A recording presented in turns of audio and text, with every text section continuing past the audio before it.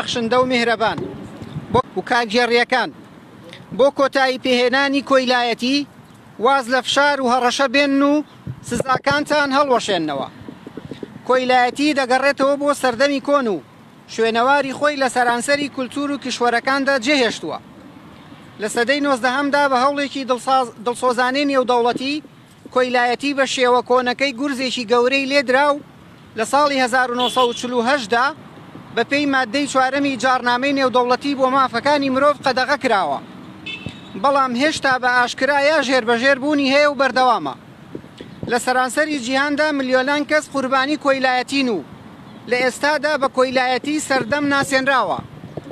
بۆیە بۆ پاراستنی مافەکانی تاکەکانی کۆمەڵگاکانیان وڵاتان پابەند کراون لە ڕێی دەرکردنی یاسا نیشتیمانیەکانیانەوە کۆیلایەتی لە هەر شێوە و تەرزێکدا بێت قەدەغە بکەن. تەنانەت نەتەوە یەکگرتووەکان دوی 12 هەموو ساڵێکی وەک ڕۆژی جیهانی بۆ نەهێشتنی کۆیلایەتی لە سەرانسەری جیهاندا دیاری کردووە.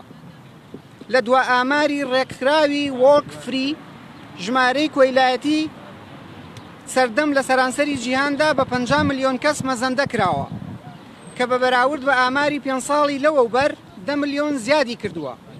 لەو 50 ملیۆنە 28 ملیۆنیان کۆیلایەتیە لە ڕێی کاری زۆرەملێ، واتە لە نیوە زیاترە. کاری زۆرەملێش ئەو کارەیە کە لەژێر هەڕەشەی سزاداندا ئەکرێت، دوور لە ویست و خواستی کەسەکان، وەک ئەوەی لە ئێستادا لە هەرێمی کوردستان ڕوو ئەدات. کاری زۆرەملێش جۆرێکە لە بازرگانیکردن بە مرۆڤەوە کە داهاتی ساڵانەی 160 میلیارد دۆلارە لە جیهاندا. بازرگانیکردنیش بە مرۆڤەوە تاوانێکی نێودەوڵەتیە و کاریگەریەکان سنووری وڵاتان تێئەپەڕێنێت. هەر بە پێی هەمان ڕێکخراو کۆیلایەتی سەردەم بەڕێکەوت ڕوو نادات، بەڵکو کارێکی بەرنامەداڕێژراوە.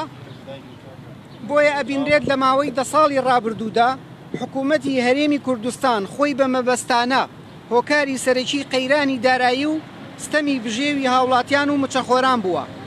هەر بەو مەبەستەش هیچ هەنگاوێکی بۆ چارەسەرکردنی نەناوە. بۆ چوونەسەری ئەم سیاسەتەش ڕێوشوێنی کۆیلایەتی گرتوۆتە بەر کە لەوێوە سەروەری یاسا نامێنێ، کە لە ڕاستیشدا لە هەرێمی کوردستانە نەیهێشتووە. بەو هۆیەشەوە کۆمەڵگا تووشی داخوران و هەڵوەشانەوە هاتووە.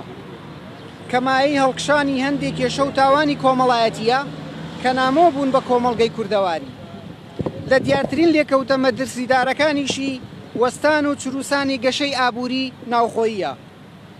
بەپێی راپۆرتێکی درەو میدیا لە نێوان ساڵەکانی 2014 بۆ 22 داهاتی هاوڵاتیانی هەرێمی کوردستان بە ڕێژەی لە 152 کەمی کردووە. ئەم هۆکارانە هەمویان پاڵنەری سەرەکی سووربوونی مامۆستایان و فەرمانبەرانن بۆ بەردەوامیدان بە بایکۆت و ناڕەزایەتیەکان.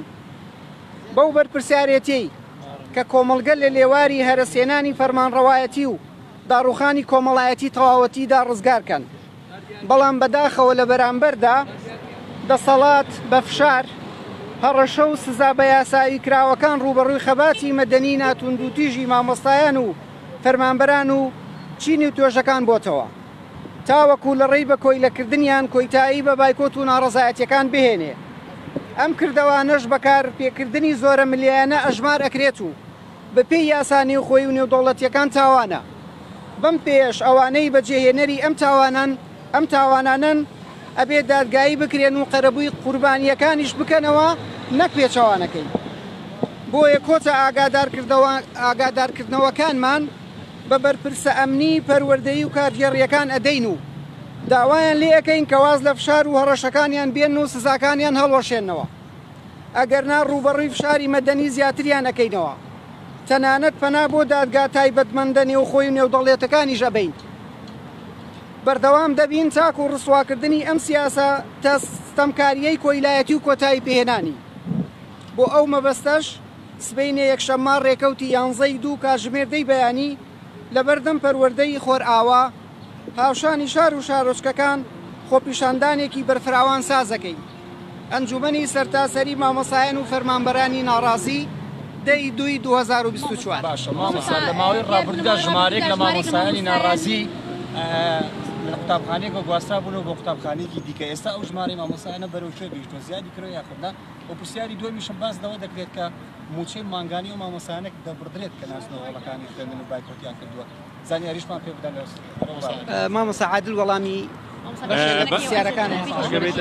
بەداخەوە ژمارەی مامۆستایانەی گواستراونەتەوە لە قوتابخانەیەک و بێ قوتابخانەیەکی تر بەبێ ڕەزامەندی خۆیان زیادی کردووە کە ئێمە ئاواتەخوازین کۆتایی بەم زۆرە لە فشارانە بهێندرێ مامۆستایان لەبەر قوت و بژەوی ژیانی ڕۆژانی خۆیان بایکۆتیان کردووە وەگەرنا ئەگەر چارەسەری ڕیشەی ئەم کێشانە بە فشار و هەڕەشە و نەقڵکردن نابێت دەرەنجامی هەموو سزاکان دوایی لێکەوتەی زۆر خراپە بێت بە تایبەتی لێکەوتەی کۆمەڵایەتی لە نێوان بەڕێوەبەری قوتابخانەکان و بەڕێوەبەری پەرۆدەکان و مامۆسایانە کە جۆرێک لە جۆرەکان کێشەی زیاتر ئەخڵکەنێ هیوادارین دەسەڵات ئەم جۆرە فشارانە و ئەو سزانە هەڵبۆشێنێتەوە.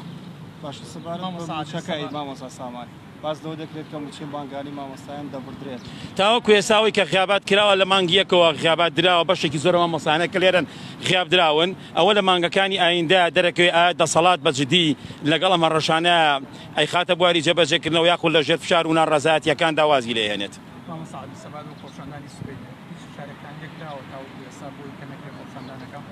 تاوەکو ئەم ساتە هیچ فشارێک نییە کە خۆپشاندان نەکرێت بۆی ئاوداواکارین سەرجەم مامۆستایان و فەرمانبەران بە گوڕوتینێکی زیاترەوە بەشدار بن.